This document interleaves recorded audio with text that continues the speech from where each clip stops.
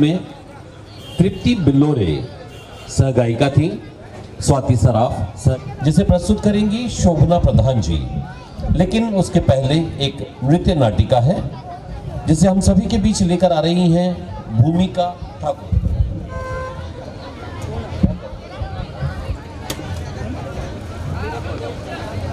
अगली प्रस्तुति है भूमिका ठाकुर जी की परोपकार का धन्यवाद पर्व निर्झरणी महोत्सव के रूप में मनाने के लिए, साथ ही साथ बाबा ओंकारेश्वर से आशीर्वाद देने के लिए, अज्ञानवश की गई अपनी त्रुटियों की क्षमा मांगने के लिए, ऐसे कई पावन संकल्प लेकर यहाँ पर आए हैं। ऐसे अनेक रहस्य और चमत्कार इस पवित्र स्थल के बारे में मन, मस्तिष्क, हृदय में होंगे, जैसे कि नर्मदा जी बाकी नदियों की दिशा की विपरीत दिशा में क्यों बहती हैं? वे क्यों इस धरा पर ओम की आकृति लेकर बहती हैं?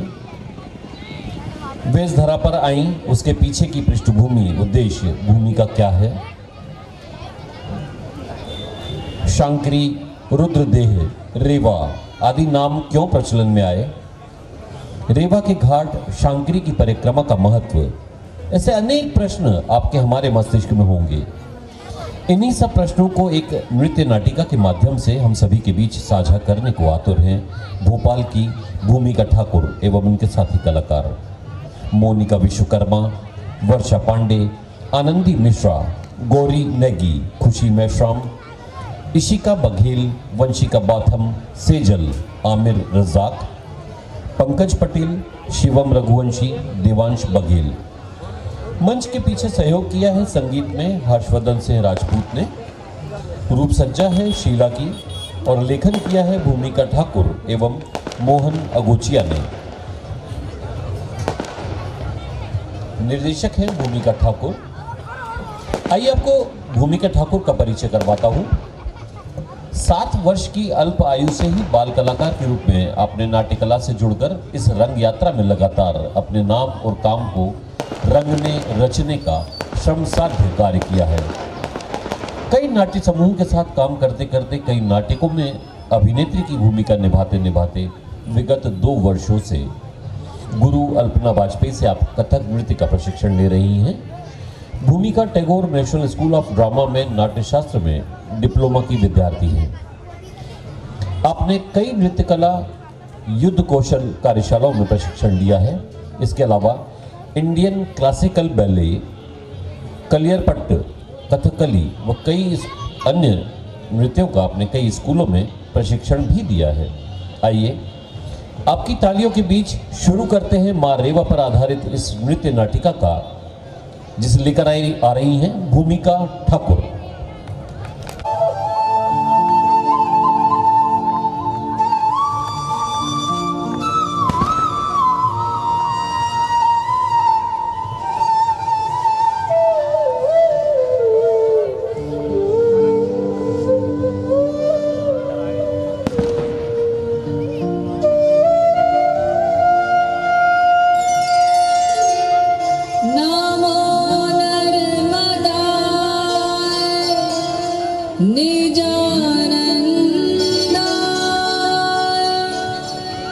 नमः शर्मदाय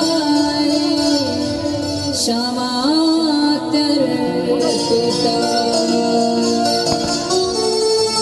नमो वरमदाय वरावेतिराय नमो हर्म्यदाय हरं दर्शिताय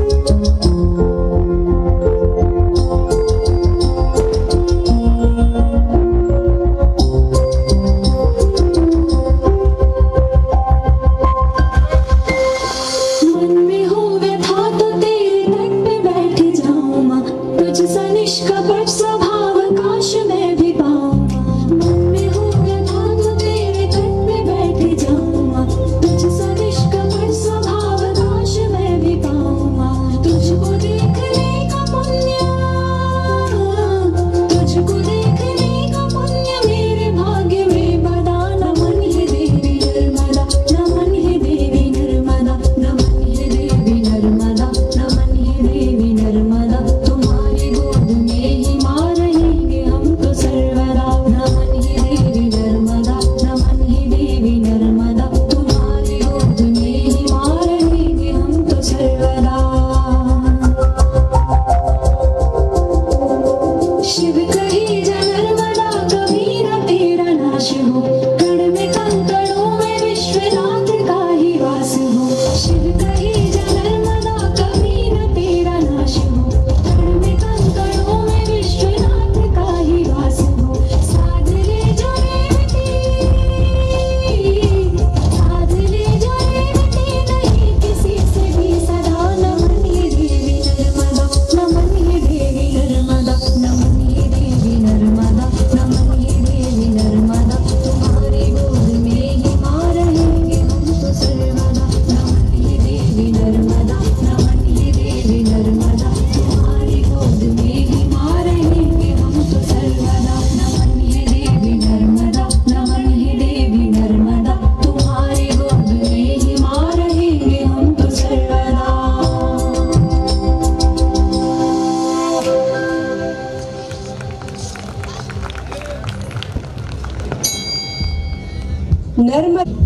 नर्मदा के हर कंकड़ में शंकर। मां नर्मदा भारतवर्ष की प्रमुख जलधाराओं के गौरवशाली संकलन का सम्मानीय प्रतिबिंब है। आस्था की अमर अंजलि, भारत की प्रभुता को अखंड रखने वाली पापनाशिनी मां नर्मदा को महाकाल की असीम अनुकंपा का अलौकिक प्रसाद प्राप्त है। हमारी सभी पूजनीय नदियों के समान नर्मदा के धरती पर प्रकट होने के पीछे भी देवदंत कथा है। नर्मदा के जन्म के बहुत सारे वर्णन अलग अलग ग्रंथों में मिलते हैं। इन्हें भगवान शिव के पसीने से उत्पन्न होने का गौरव प्राप्त है। कहा जाता है कि इन्हें देखकर शिव अत्यंत प्रसन्न हुए थे और उन्होंने नर्मदा को पाप नाशिनी होने का वरदान प्राप्त किया। अन्य नदियों की प्राण प्रतिष्ठा कर आप अपने पाप से मुक्त हो सकते हैं, लेकिन मां नर्मदा के मात्र दर्शन हेतु ही पाप का निवारण हो सकता है। भगवान शिव के पूछने पर कि नर्मदा का वैग कौन धारण करेगा, तो विंध्य पुत्र मैकल ने नर्मदा को धारण करना स्वीकार किया और नर्मदा पृथ्वी पर अवतरित हुई। अमरकंटक को इसीलिए मैकल भी कहा जाता है और नर्मदा को मैकल सुता। शिव की पुत्री नर्मदा शंकरी, पाप हरणी, मोक्षदायिनी।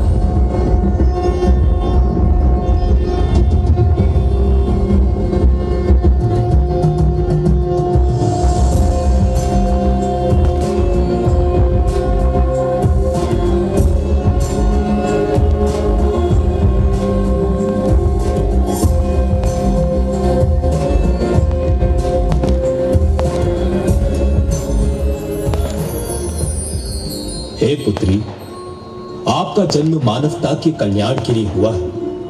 आप पापों की नाशनी होंगी। जो भी प्राणी श्रद्धा से आपको नमन करते हुए आपके दर्शन करेगा उसके पापों का नाश होगा। भूगोलवासी आपके अनंत भक्त होंगे। आपके दर्शन मात्र से मनुष्य को सुख की प्राप्ति होगी। इसलिए आज से आपका नाम होगा नर्मदा। नर्म का अर्थ है सुख और दा का अर्थ है देना, अर्थात सुख देने वाली।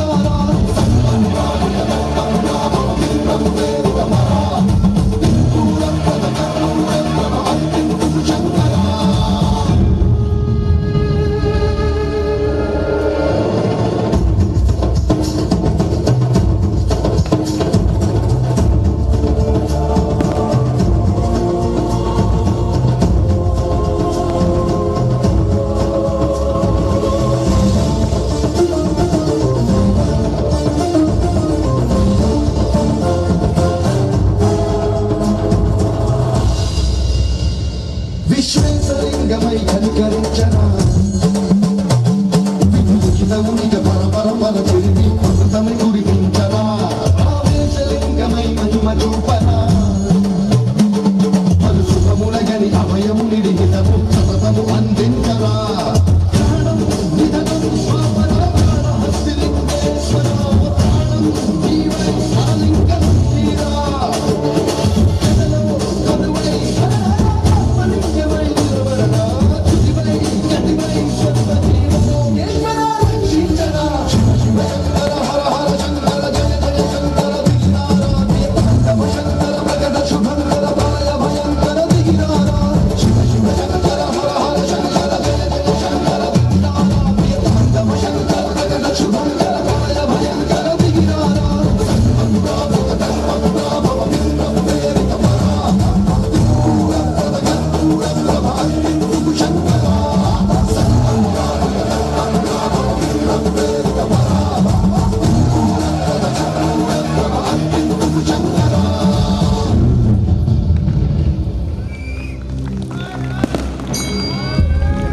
नर्मदा प्रलय से पहले की नदी, वरदा प्राणदा जो रहेगी सर्वदा नर्मदा।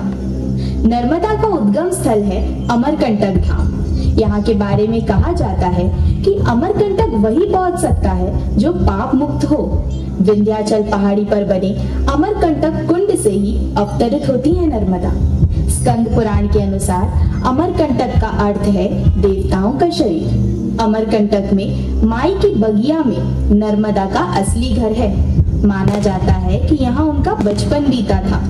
नर्मदा को राजा सोनभद्र से प्रेम था और उनकी दासी जोहिला ने उन्हें धोखा देकर राजा से विवाह कर लिया। नर्मदा राजा से रुष्ट हो गई और उल्टी दिशा में बहने लगी। आज भी जोहिला नदी को अपवित्र माना जाता है। आइए इस कथा का मनोरम नृत्य नाटिका रूपांतरण देखें।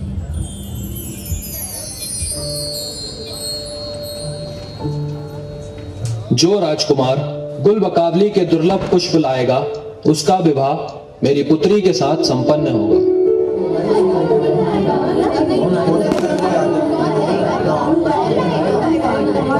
ये लीजिए महाराज, मैं गुलबकावली के दुर्लभ पुष्प ले आया हूँ।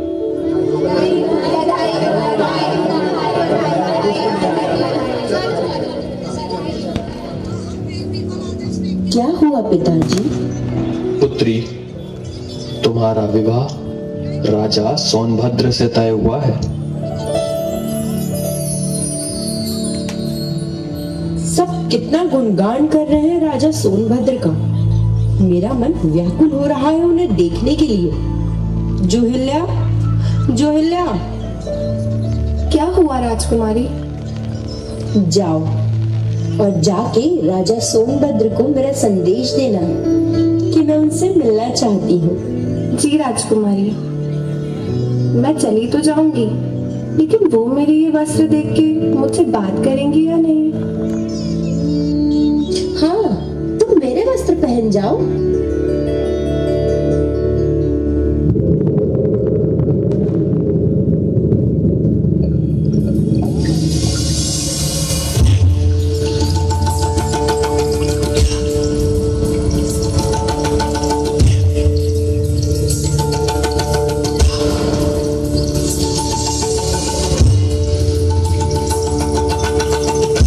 सुंदर छवि।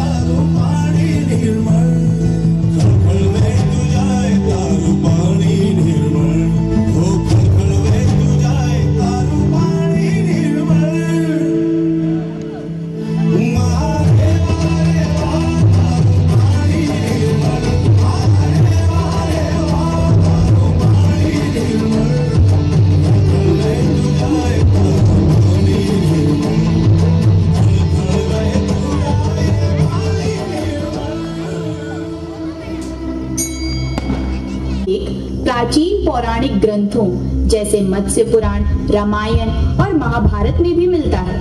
आइए नर्मदा की यात्रा को सुसज्जित करने वाले धार्मिक स्थलों को एक बार नमन कर लें। अमरकंटक की पहाड़ी, महेश्वर सिद्धेश्वर का शिव मंदिर, जबलपुर का 64 योगिनी मंदिर, ओमकारेश्वर का 24 अवतार मंदिर तथा भुरुच का भृगु ऋषि मंदिर।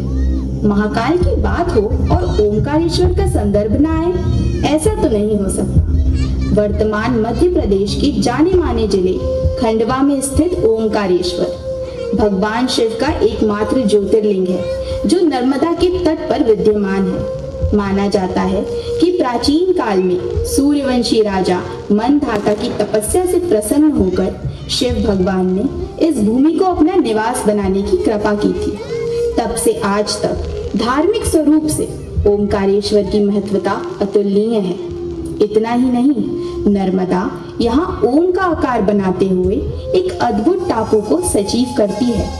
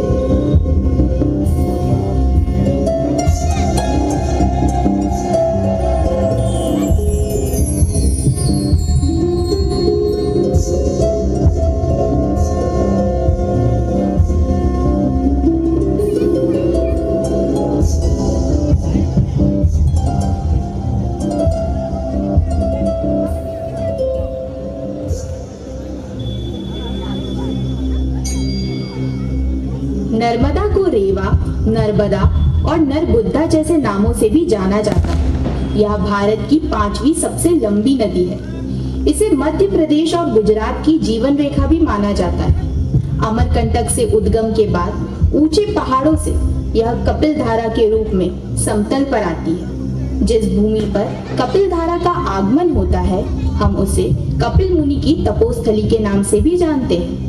इसके बाद नर्मदा जबलपुर के रास्ते विंध्य और सतपुरा की वादियों को जीवित करती हुई हंडिया और नेमावर से गुजरते हुए हिरण जलधरा के रूप में गिरती है और आगे चलकर ओम के आकार में ओमकारेश्वर तीर्थ को परिपूर्ण करती है। गुजरात में आगमन के बाद वडोदरा जिले चाणोद में नर्मदा से 2 नदियां गुप्त सरस्वती और औरसिन मिलती है।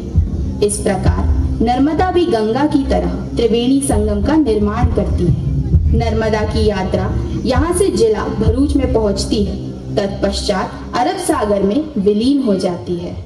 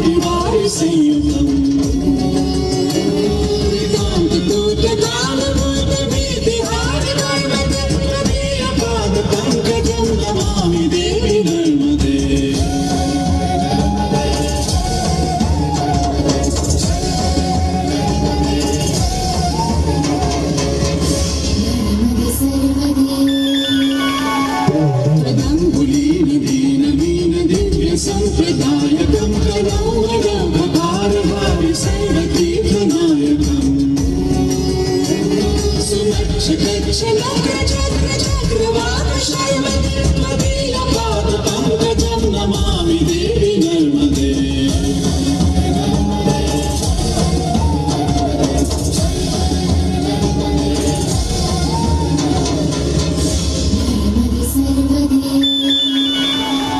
महागभीर नीरपूर पाप धूत भूतलं समस्त पापकारि दारि पापनाशनम् जगल्लये महाभये प्रकण्ड सूनहरणे त्वदीयपाद पङ्कजं नमामि देवि नर्मदे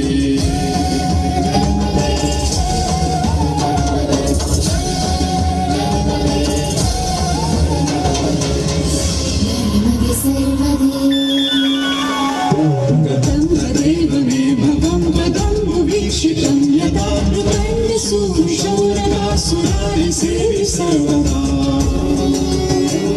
पुनर्भवाप्ति जन्मजं भवाप्ति दुःखमर्मदे त्वदीयपाद पङ्कजं नमामि देवि नर्मदे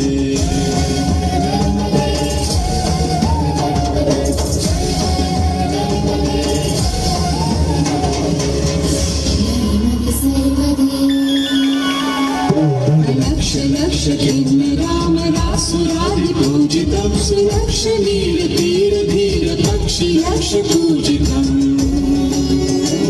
वसिष्ठ शिष्ट पिप्पलादि कर्दमादि शर्मदे त्वदीयपाद पङ्कजं नमामि देवि नर्मदे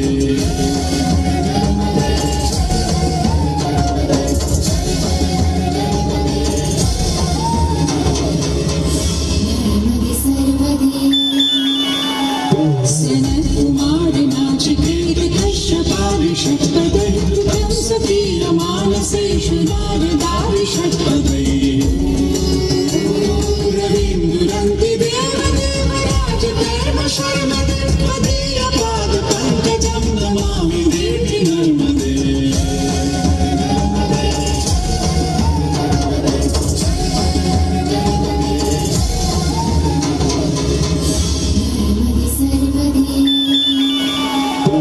लक्ष लक्ष लक्ष पाप लक्ष सार सायुधं ततस्तु जीव जन्तु तन्तु भुक्ति मुक्तिदायकम् विरञ्चि विष्णु शङ्कर स्वकीय धाम नर्मदे त्वदीयपाद पङ्कजं नमामि देवि नर्मदे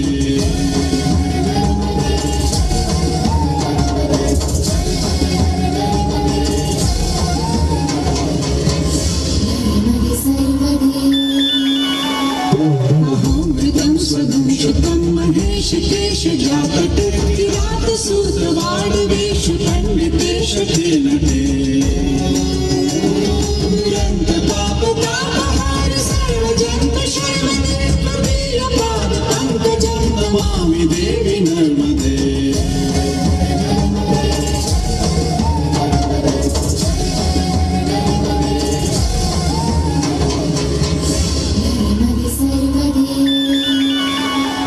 इदं तु नर्मदाशतं विकार्यमेव ये सदा पठन्ति ते निरन्तरं नयान्ति दुर्गतिं तथा सुरक्षिते दुर्लभं महेशधाम गौरवं पुनर्भवानरालवै विलोकयन्ति गौरवम्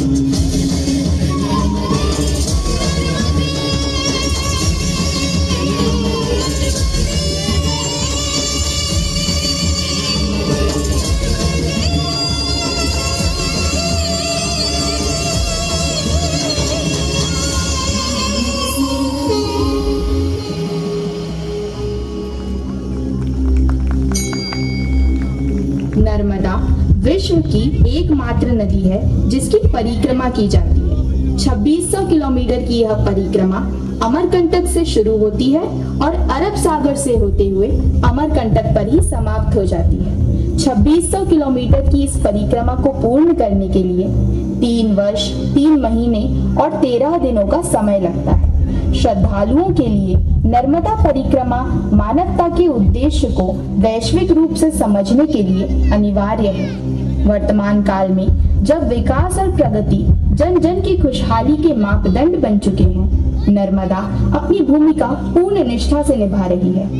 नर्मदा नदी पर भारत की अहम परियोजनाओं के ध्वज शान से लहरा रहे हैं। रानी अवंतीबाई सागर dam, Indira Sagar dam, Sardar Sarovar dam इत्यादि नर्मदा के सिरमौर हैं। मां नर्मदा भारत के इतिहास, पौराणिक गरिमा और प्रगतिवादी भविष्य की ध्वजरोहक थी, हैं और सदैव रहेंगी।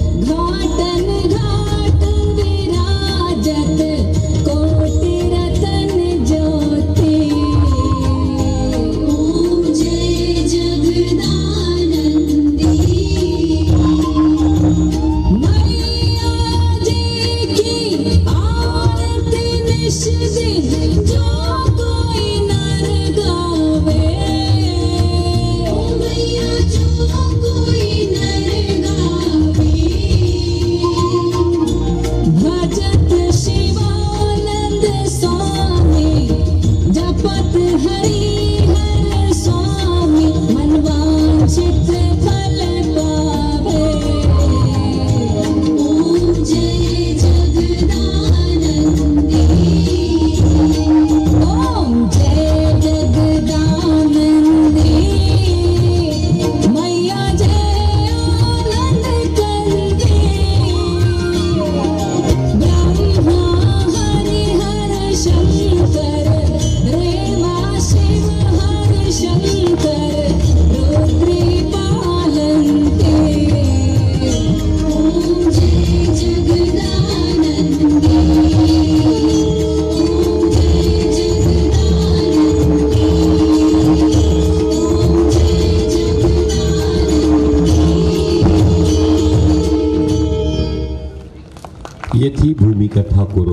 साथी कलाकारों की प्रस्तुति।